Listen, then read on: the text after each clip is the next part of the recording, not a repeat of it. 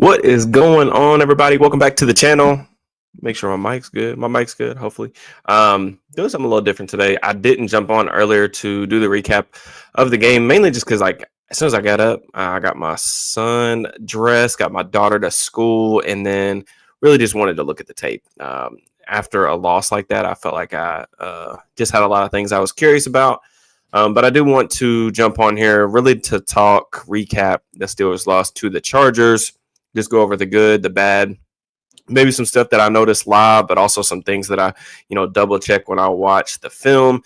And also, it's been a little bit, I think about a month or so since we went live on the channel. So this always gives me a chance to kind of interact with subscribers, which is really like one of the things that I enjoy most about having this type of platform. So if you guys have any questions, comments, concerns, or whatever, you all can drop those in the chat. And like as we get rolling and as I get through with the recap, I'll start to kind of dive into some Q&A stuff.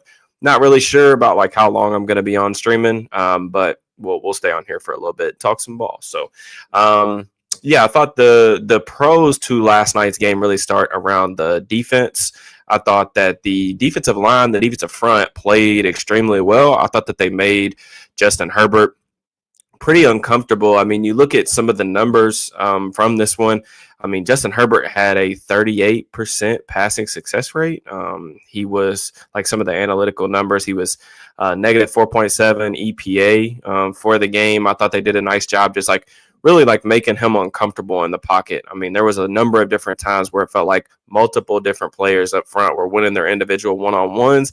I think that Keanu Benton might have had his best game of the season. I thought that he played very well last week as well. So starting to string together some consecutive strong performances. I mean, he had 4 pressures in this one. I think he had 3 stops as well. So both those were either tied or among the team lead. So I thought that he played really well. Did get bounced around a little bit in the second half when it came to stopping the run. I think some of that was just related to the Steelers were kind of selling out at that point just to try to get into the backfield and create some negative plays, to which they did. I mean, they sacked Justin Herbert 5 times on the afternoon. You look at some of the pressure rate numbers, they were pretty impressive. I mean, Herbert was under siege on 42.5% of his dropbacks. He went 5 for 11 on those plays for 84 yards, but they got the 5 sacks. They didn't come away with the turnover. They had a couple batted balls at the line of scrimmage that I thought gave him a chance. Obviously, Porter drops the 1 gift early in the game. Who knows how everything transpires if he catches that. I just don't think Herbert, like, it was kind of a weird coverage after the motion, and Herbert just didn't see him sitting there. And then I thought that Duggar might have like had a chance at one that was thrown down in the red zone. The ball was a little bit high for McConkey and ended up tipping off his hands, and Duggar couldn't come away with it. So I had a couple plays that they could have made, but overall, I don't know how much more you can really expect from the defense. I mean, well into the fourth quarter, they had only allowed like 15 points. I know the Chargers' offensive line is bad, but that's a heck of a quarterback. Those weapons are pretty good as well. So, you're on the road. They did enough to like keep them in the game. And then, but there's going to come a time where like the time of possession at one point, I think it was like 32 minutes to 19 minutes.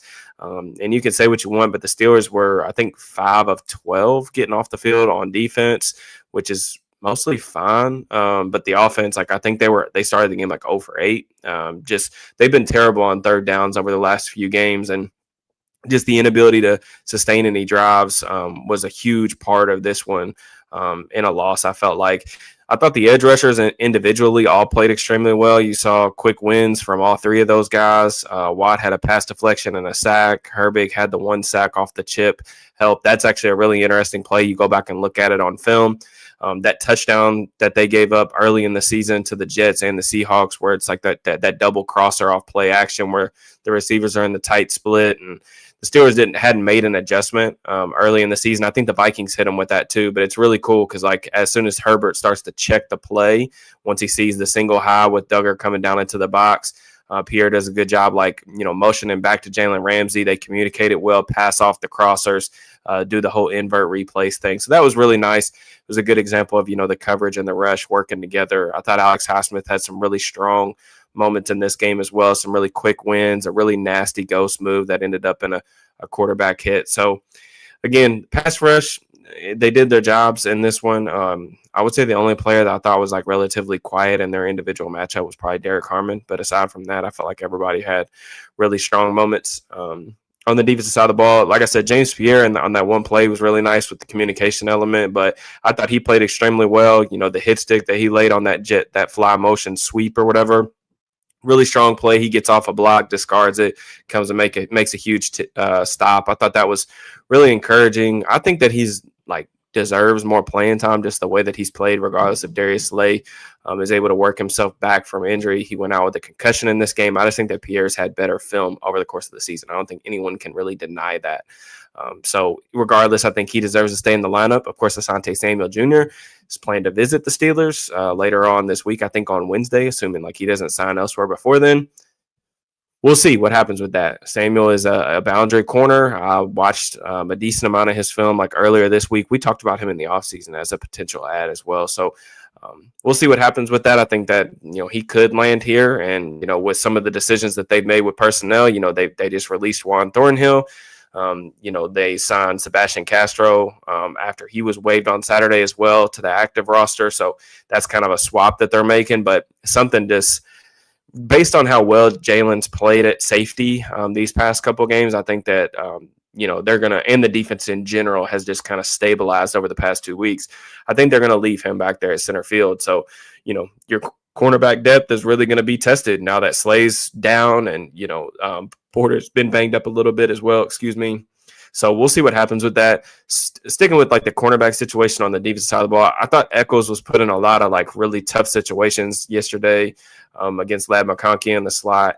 It's difficult because he's really not a slot corner. He's more of a boundary guy that can kind of turn and burn, run with guys vertically. He's not really equipped to really handle those like shifty, like in out players as much from a change of direction standpoint. I thought the Steelers could have did a little bit better job giving him a little bit of help, kind of similar to what they did last week. We talked about it on the Yens No Ball podcast, which is one of the really nice changeups that they did was they were bracketing Josh Downs on third down, knowing that's where the Colts like to go with the football. They did – Keenan Allen is kind of their third down guy in this offense, but I thought as the game went on, you could kind of just see it unfolding that like that was not an individual matchup that they were going to have success with. And, they got burned a little bit, that 58-yarder late in the game. I mean, it's a heck of a throw from Herbert. It's good coverage from Echols. He just drills it through a keyhole. And he's not able to make a play on the ball, and it turns into an explosive. So that moment really was pretty much the dagger in the Steelers' hopes at that point. The Steelers elected to blitz, ran I think it was like a 6-man pressure. So it was man coverage, man free across the board, and the Steelers just lost the matchup on that one. So I understand you got to get aggressive. You're trying to create turnovers and stuff with the offense that was just completely non-existent in this one. But overall, I thought that, like I said, Ramsey, I thought played well. I didn't notice anything negative from Duggar's standpoint as well. So the safety duo seems to be working. I anticipate that they're going to, probably, stick with that matchup. The other thing that I would say, just in terms of like run defense, I thought they had some rough moments in the second half, just not being gap sound. Another thing that was a little bit of an issue was missed tackles. It's been worse than that this season, but you look at some of the missed tackle numbers. I mean, PQ missed 5 tackles. There was definitely some moments where those missed tackles were still turning into good plays for the defense because the running back was stopping his feet. But you got to get guys on the ground, and that's been a really big issue for him in this one. I mean, 5 missed tackles in a single game is a big issue. So that's something that really needs to be cleaned up moving forward. I'm not really sure of what's going on with that, but over the past month or so, it's been a real deal issue. Kind of pause to take a drink. I'm going to start looking at some comments before we get into the offensive side of the ball. I want to make sure I'm going in order here. What's up? Give a like as soon as you can. Yes, please do me a favor. Like the video, subscribe to the channel, drop me a comment. All that stuff is greatly appreciated. Why are these banners showing up so large? I don't know what's going on.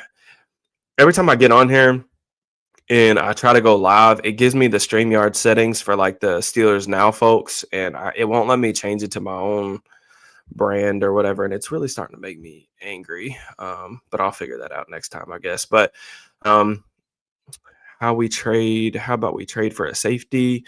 I don't think the Steelers really need to trade for a safety. I think they're fine with Jalen and Duggar. It's really more of a question of, is Echols going to be able to hold up in the slot? It's just too late in the season now. Obviously, now that it's past the trade deadline, but you go into the season with these questions at certain positions. I mean, the Steelers are going to have to start prioritizing the slot corner position. I know they tried to do that this year with Ramsey. It's something that is really, really important in today's NFL. Let's see. Jacob, question. If the Steelers cannot get a quarterback via trade, is offensive line a serious option?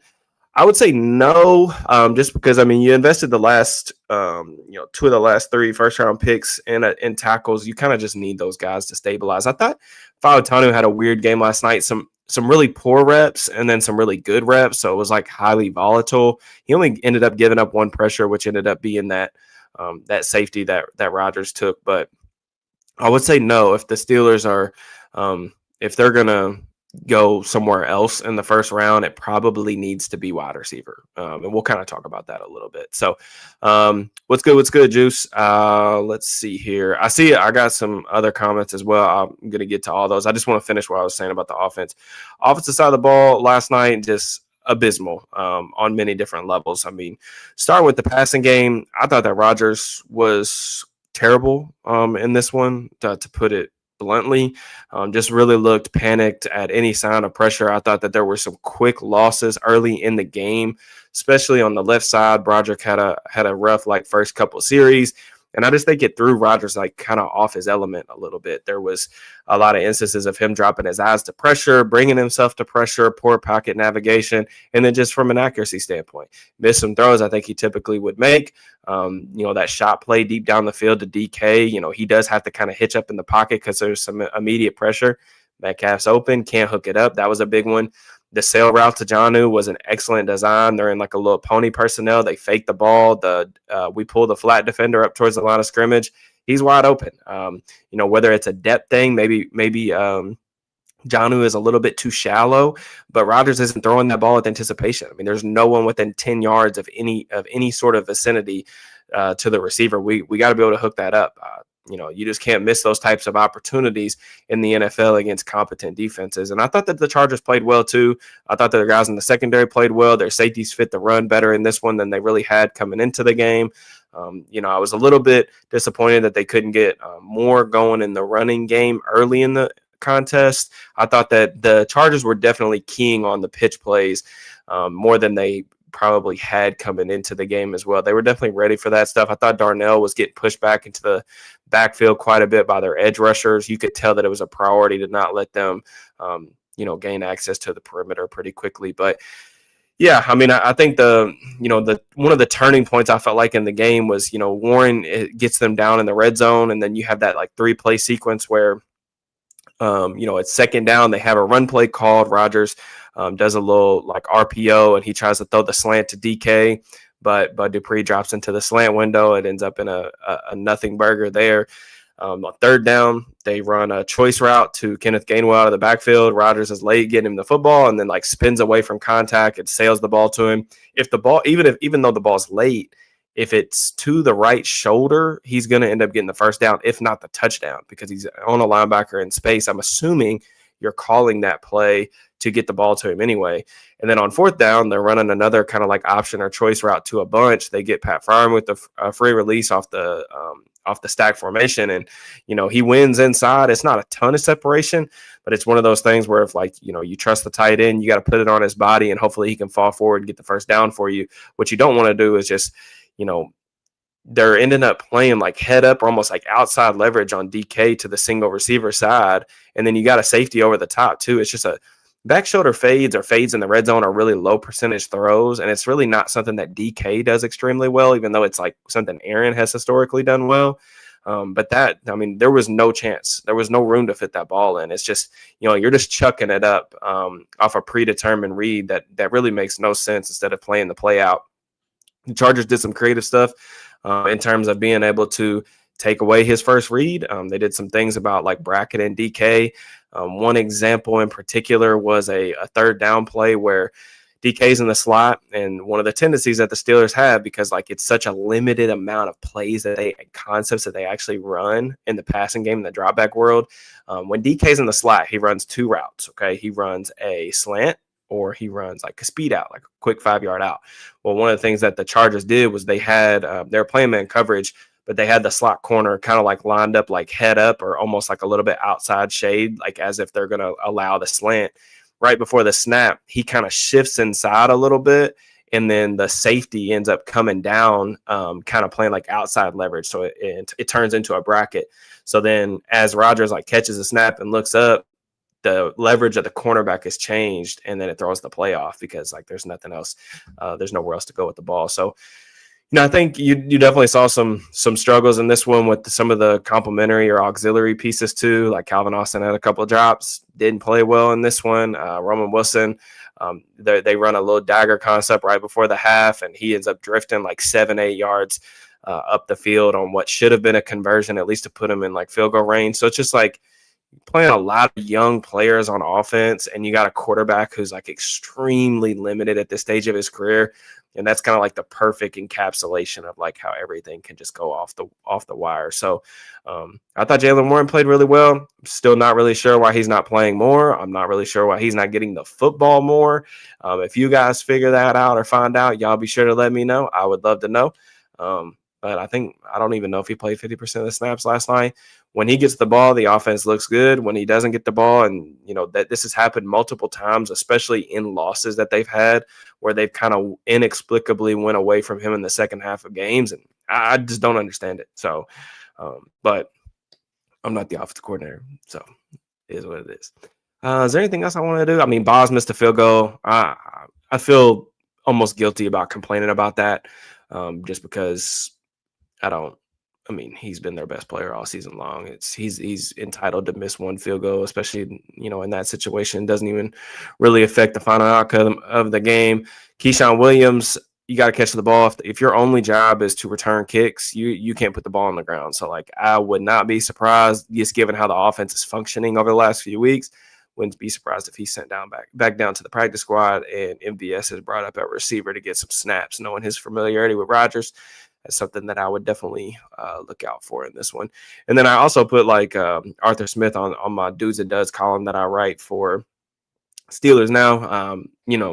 The offense was just completely non-functional. They had 3 points with 3 minutes left in the game. So we've talked at length, ad nauseum, about like Tara Austin, Mike Tomlin for like the defensive shortcomings and some of the things like that. I just don't think that the offense looked well prepared. I mean, there are certain instances you go back and watch the film where the route combinations just don't make any sense, not giving the quarterback great options. When he had great options, he wasn't accurate, or missing reads, missing throws. So it's a collective effort. Pretty much everybody, I would say, outside of a couple members in the offensive line, and then Jaylen Warren just did not play very well offensively, and that's just really, I don't think you guys need me to tell you that necessarily. You could probably figure that out watching just live. I mean, it was similar to the thing. Last thing I'll just say about this, like the pressure stuff, they did a good job like getting pressure. Herbert just was able to get the ball out super quick. I mean, you look at the time to throw, it was like well under 2.5 seconds. You look at quick passes alone, Herbert went 15 of 21 for 145 yards and a touchdown. When they forced him to hold on to the football, he went 5 for 12 for 75 yards. So it's one of those things, man, where it's tough. When we kind of talked about it all season long. When the Steelers pass rush dominates, their defense looks pretty good. When they don't dominate, not so much. So just kind of the way that this team is constructed. Okay. All right. Why has Jonnu outsnapped Pat in 7 to 9 games, man? I don't know. That's a good question. I would love to be able to answer that with some sort of optimism, but I'll tell you this out earlier today. But among tight ends with at least 20 targets this year, Jonnu is 37th out of 39 in yards per route run. So, yeah, it's been that part of the trade. I mean, swapping Minka for Ramsey is one thing, but the Jonnu element of it never made sense to me when they did it, especially like when you talk about giving him a raise and then extension on top of that. Just was not something that I would have done, but that's what they did. So I do think that, you look at his contract next year, there's like they can save like $7 million of that if they move on. I definitely think that you should probably look to take that $7 million and do something else with it, whether that's go go get another receiver, a complimentary piece, something like that, or maybe that money goes towards like a bridge quarterback. I don't know, but you're not getting anywhere close to appropriate value because like he's not a run blocker either. So he's really only in there to catch the football, and the production just isn't there. So hello from South Korea. That's awesome. That is crazy, man. I'm always like amazed by just like hearing like how many different places all these people are from that like watch my like channel and stuff like that. It's pretty awesome and definitely very humbling. So I appreciate that very much. I got Will. Any day 2, day 3 prospects that you got your eye on for the Steelers? Man, day 2, day 3 for the Steelers. What position specifically are we talking about here? I will also say this. I am not like super deep into like draft content because I've been very consumed with the quarterback element of this class. So you guys have seen me tweet a lot about corners. That would be my main focus. So it's kind of like where I'm at right now. But I don't know that I have. I mean, the receiver class is good if that's something that you're asking about. I think if, say the Steelers are, in the quarterback mix in round 1, we'll see like how many players or how many of those guys actually like declare. That's going to be a big question that we got to have answered. But there's a lot of good receivers out there that I think could help this team.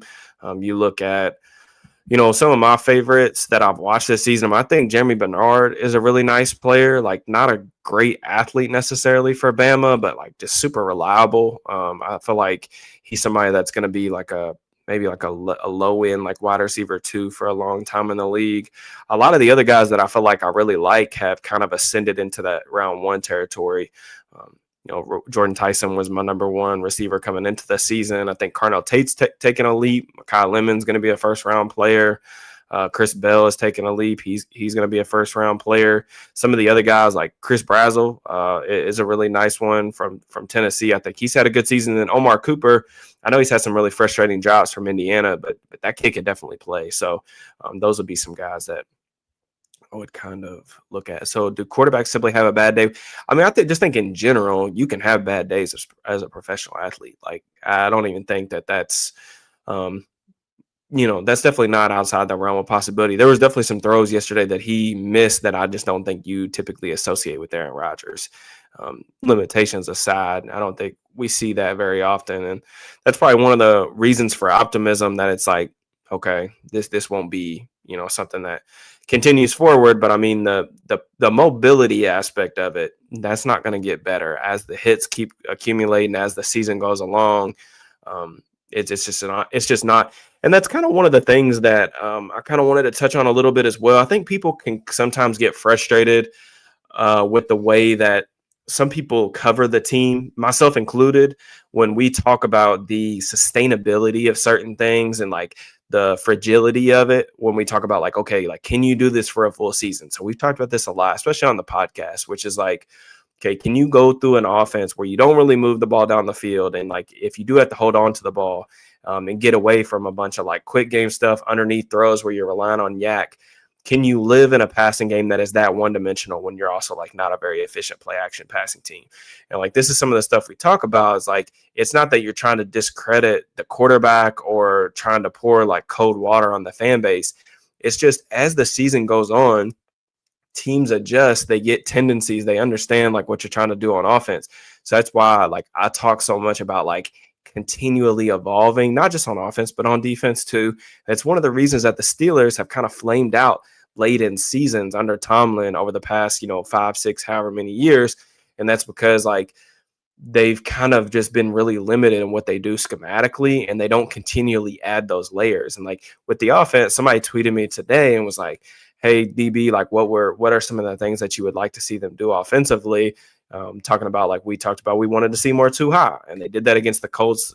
This game against the Chargers was a lot more single high, but I just don't know how many pivot points there are for an offense, because a quarterback can really only play like one particular style of football at this stage of his career. You got an offensive line that's still like young and gelling. The run game is okay, but it's not like a super strength to where like you can just pound teams into submission, and they don't have like Arthur Smith just doesn't have like a very robust like play action pass game. And again, I don't even think that's how really Rodgers wants to play football anyway. Getting under center and turning it back to the defense, throwing over the middle. I mean, that's not what he wants to do. So I don't really know of. And they also don't have the talent on the perimeter. It's fair to acknowledge that too. They don't have the talent on the perimeter just to go spread them out. We're just gonna play ISO ball, So it's gonna be tough for them as the season goes on. And I'm sure over the next 2 weeks they're gonna have a lot of success against the Bengals defense, the Bears defense, teams like that have like bottom 5 units in the entire league. But I think you got to be realistic and like ask yourself, like, is this going to get it done in January? Like, is it gonna get it done if you have to host a team like Buffalo or Kansas City in a playoff game, provided they are able to, squeak away with the AFC North at this point. So to me, these next 2 weeks, even if they play well offensively, I want to see it happen. I want to see them get on the right track, and hopefully they can find some answers. But it's like, I'm just going to be waiting for them to actually do it against a defense that's, not a complete joke. And I just don't have really much respect for what the Bengals and Bears are putting out there defensively. So that's kind of a long-winded rant, but this is just like a perfect example of like why I talk about the sustainability of things, and I don't want to get super reactional to like people saying like, oh, should we bring Rodgers back for next year and all this different stuff. And I'm just like, let's just wait and see how the season plays out, because you don't have to make that decision right now. I understand that why it's a fun talking point, but to me, it's just like, just calm down, man. Like we need a bigger sample size in this, and eventually all those things come to light. How do you think we can find some sort of consistency? I think part of it is like finding like and establishing an identity. I think they are trying to do that. At least offensively, it's just like, man, like they get away from it so quickly. And I know like Rodgers like historically loves to throw the ball near the goal line, and they've been pretty decent in the red zone, but just with their struggles over the past few weeks, man, it grinds my gears when they get away from Jaylen Warren in the run game, especially when it was the best thing they had going for him. I'd like it more if we kept Minkah. Yeah, I mean, having Minkah and Ramsey would have been great for sure, but I don't know if that was actually, a choice. Steven, thank you so much for the super chat, man. Don't you think that the offensive line playing like receivers greatly contributed to Rodgers' bad game? I think that you can say two things can be true at the same time. I think that the offensive line play was not nearly as bad as like people are maybe making it seem like. I thought that early in the game there was definitely some quick losses I think were going to be tough for any quarterback, like you're alluding to mitigate. But at the same time, Rodgers was under pressure on 29% of his dropbacks. That's like below league average. So, I mean, the offensive line isn't like completely terrible. I'm not saying they're good in pass pro, and I do think that his like getting the ball out quickly is like help mask some issues, especially like left tackle.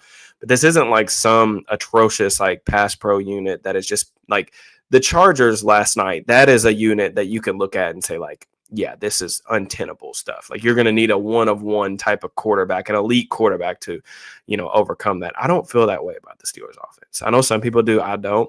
But I think that Rodgers, his play under pressure this year has just been extremely concerning. I mean, you look at it last night. I mean, he was pressured on 10 dropbacks. He went 1 of 7 for 15 yards, and he took 3 sacks. I mean, like as a quarterback, there has to be like a baseline understanding that like you're going to get hit and you're going to have to play under pressure. Like the pockets in the NFL are like super condensed. We talk about it all the time when we reference like the draft and different stuff like that, how it's different than college ball where you got so much space back there to just do your taxes and play on your own rhythm and timing. It's just not like that in the NFL. You got to make quick decisions. You're going to have to throw in condensed spaces. I just don't think that Rodgers has done that this season. And then you see the lack of escapability where like in his prime, like Rodgers would have this, I don't want to say like aura because I'm going to sound like a 15-year-old on Twitter. But like he would have this like gracefulness in the pocket where like he could like spring from like one part of the pocket to another in like the blink of an eye. And like he could throw almost with like, he would be like levitating off the ground and still be able to generate all this like torque and things like that. And everything was just so quick. The release is still that quick. The arm is still like plenty strong. It's just like, I think when you get older, like you see it with these older guys, like saw it with Brady in his last year in Tampa Bay. You saw it with Ben in his last year in Pittsburgh. You've seen it with Rodgers over the last 2 years with the Jets here. It's just those guys just don't really want to stand in and like take the same hits. They hit you different. at that age. And like, look, man, like as a 32-year-old now, like I understand that. Go to these like kids' birthday parties and they get me in the playhouses and stuff and start tackling me and everything. I feel a little different. Heck, I ran a mini marathon and I was sore for dang near a week. So I couldn't imagine being hit by all these 300-pound defensive linemen at 41 years old. So I sympathize with it. But as far as the receivers, like, yes, they do not have enough talent at wide receiver. Like we've known that. That's been something we've all talked about for the last 2 years. That is a valid criticism. I still think that you can evaluate last night's quarterback play and say that it was not close to good enough, even though I think that Rodgers has been mostly okay this season. And honestly, like the other part about this is like Rodgers he's playing for like what, like close to the vet min. I mean, he's playing for like what, $10 million or something like that. Like they've gotten $10 million off of it. But this is, having the cheapest quarterback is not the same as like having one of the best quarterbacks in the league. And that's the NFL is a quarterback league. So it's difficult. Steelers draft the receiver. They should draft the receiver. They should have drafted one last year. I mean, it would have been nice if Seattle was going to trade for Shaheed and not let Pittsburgh trade for him. It would have been nice if they'd have let us have Torrey Horton, considering I don't know how much he's going to be playing. Chris Bell's good, man. I'm actually potentially going to Louisville plays. I have tickets. Louisville plays Clemson on Friday night. I was actually thinking I have tickets to the game, but I don't know if I'm going to go or not. I got the tickets. I requested the tickets early in the season because, Klubnik and there was a ton of like pro prospects on Clemson. And then I didn't realize that they were going to have like the worst season of all time. I'm going to start the pot. Thoughts on trading for quarterback? Oh, man. I plead the fifth, man. I hate to say this as a truther, but I think Geno is probably washed. He's been abysmal this year, like full stop. So, which pains me to say. I thought that he played really well in some pretty poor circumstances over the past couple of years in Seattle. It just hasn't looked good. You could say what you want about the Vegas situation. That offensive line's not good. The weapons are the weapons. I don't think that Chip Kelly's been good as a coordinator. Doesn't matter. I don't think he's playing well enough. Like he has. The big thing that stands out with Geno is I do think the arm, it looks like it's lost a little bit of zip this season. And then also just the accuracy. Like Geno's superpower for like really over the past several years now has been like his accurate. He's been one of the more accurate quarterbacks in the league. That has not been the case this year. So I don't know. I think it might be done. I have no interest in Tua. I do not think that any offensive coordinator other than Mike McDaniel could make that work. And I think that you see the limitations that has. Trevor, he needs a different scheme. He's definitely not a fit for like what Arthur Smith wants to do. So, I mean, if you get a different coordinator in there, maybe. I do think that there's a good chance that Jacksonville will move on if they don't make the playoffs. I'll say that. Kyler, super limited player. I don't know if Kyler's gotten any better, and I don't know why anyone would be super thrilled about, doing anything more than like a bridge type situation with him. And then I think Kirk Cousins is washed too. But as far as your second question, should the team draft or pay for a left tackle?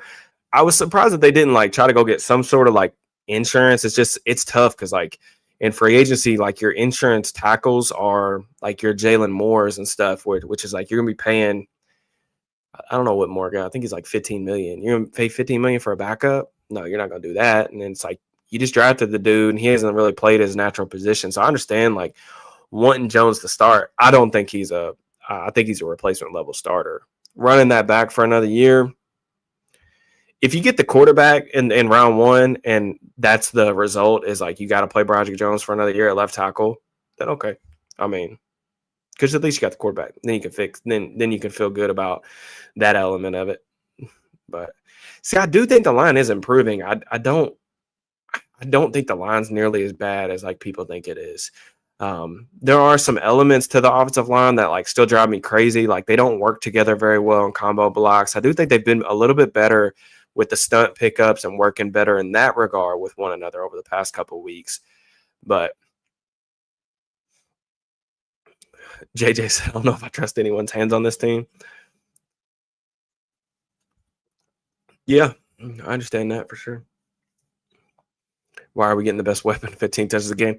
Like I said, man, if you guys figure that out, you all let me know. I would love to know. Like the funny thing is like you go look at it. How many touches did Vidal have yesterday?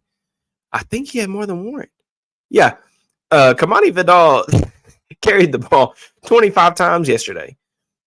They can't do that with Jaylen Warren. I'm not saying you run him into the ground, but I mean you've already paid him. He's about to be on a second contract. He hasn't seen like a ton of volume since he's been in the pros.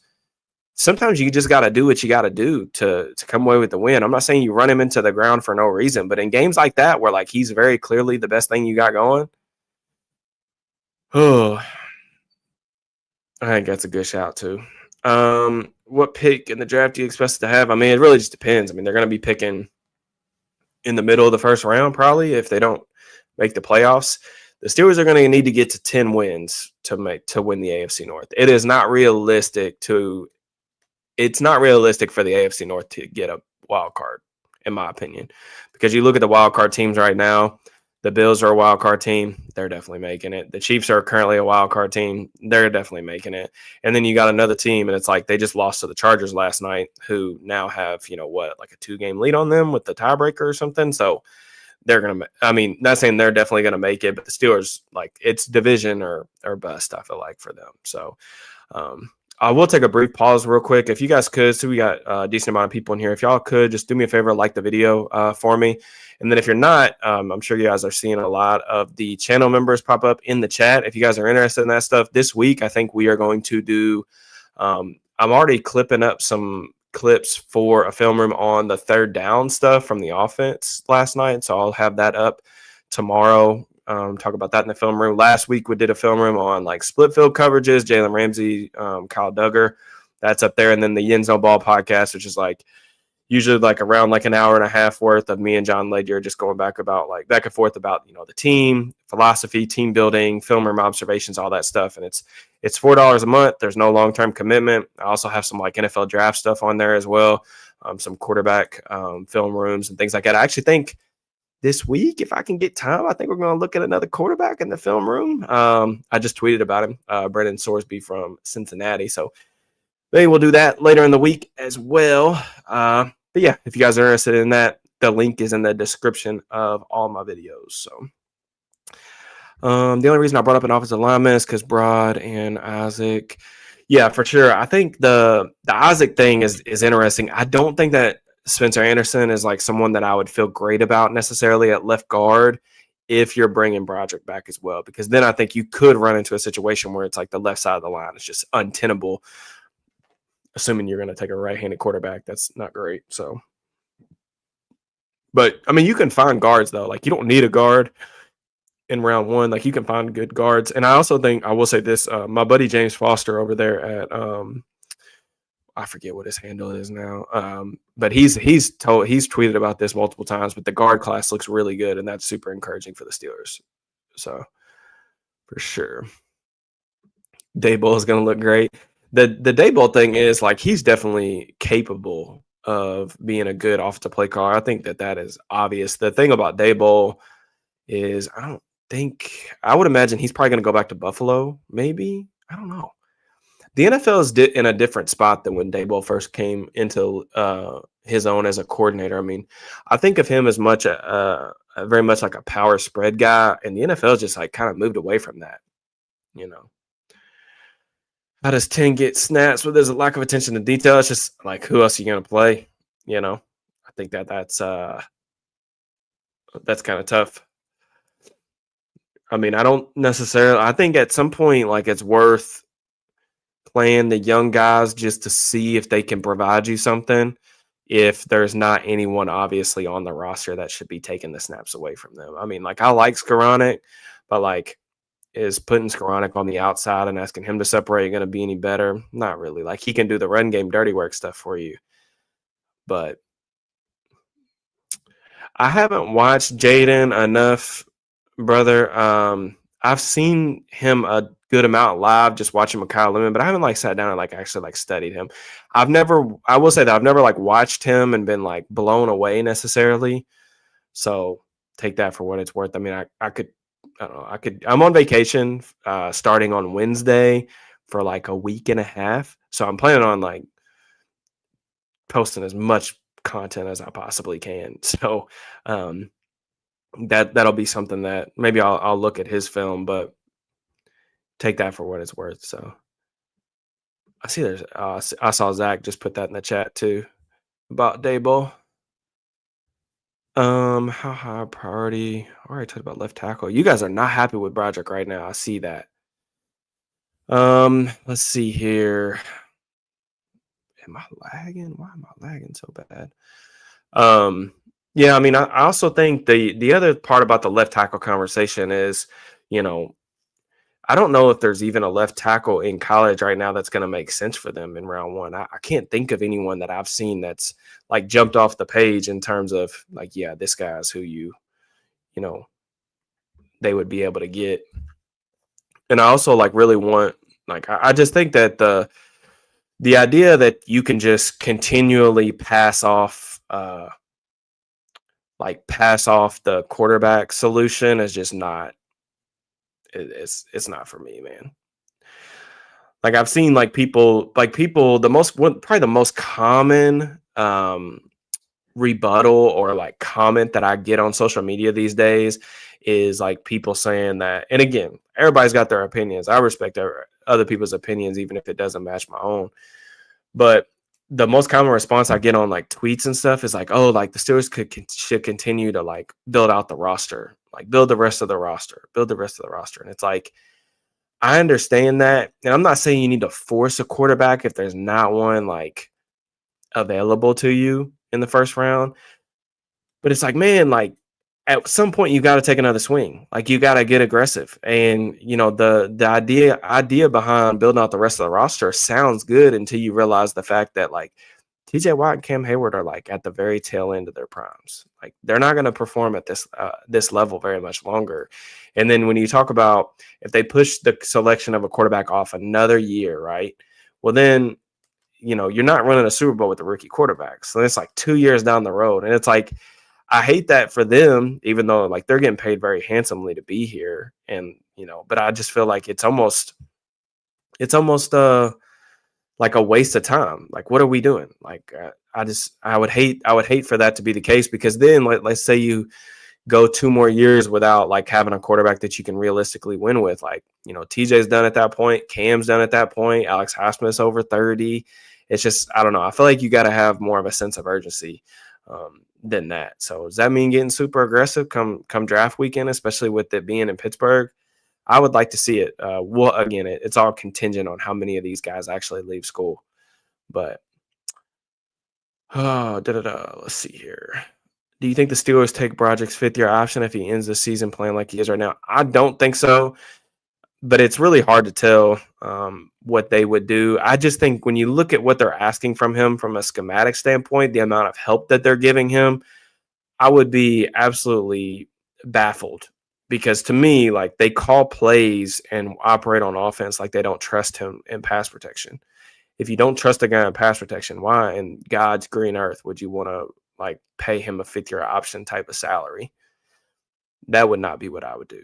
Now, do you run the risk at that point of him breaking through it in the 4th year and you know you having to pay a contract off of 1 good year of film? Like, yeah, you run that risk, but I'll take that chance just because one, I would definitely not bet on that happening. But there is still, you know, what do we got? We got 8 games left of the season. So, I mean, there's still time for him to come around. I don't want to shut the book on it right now. But do I have a lot of faith that it's gonna like look different? I don't. I think I see really largely the same player that we've seen over the first 2 years. I think a lot of the stuff that you see on social media about like him taking steps forward, and I just think that that's all just fandom copium or hopium, I guess you could say. All right. I think that about does it for me. If you guys have any more questions, drop them in the chat. I'm going to kind of sign off of here. I got some stuff I got to get done before I got to leave the house. So, as always, I really appreciate the continued support on the channel. Thank you guys very much. I have plenty of stuff for you guys this week. Like I said, I mentioned the podcast will be up tomorrow with John. Also going to do a film room on the third down struggles on offense. some other things I'm looking at. Me and Nick Martin are gonna get together at some point while I'm off to go through some receiver stuff. So I see some questions about like KC Concepcion from A&M. So we'll get to a lot of that stuff. Probably have some more detailed thoughts on maybe some of the day 2, day 3 guys, if I can get to enough of their film for you guys, because I already see some people saying they're already in draft mode. Looking through the comments, let me see if I can find that one. Saying they're already in draft mode. I mean, I don't know. I'm always in draft mode, so I can't say that anything's gonna be any different. But yes, George, I appreciate you guys. As always, be sure on the way out, like the video, subscribe, drop me a comment, all that stuff, and I will check you guys very soon. Peace and love.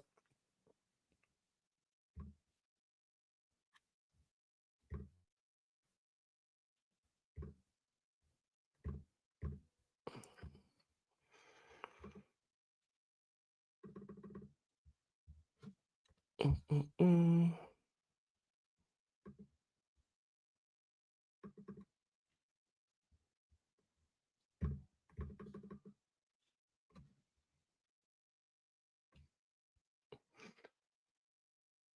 Oh.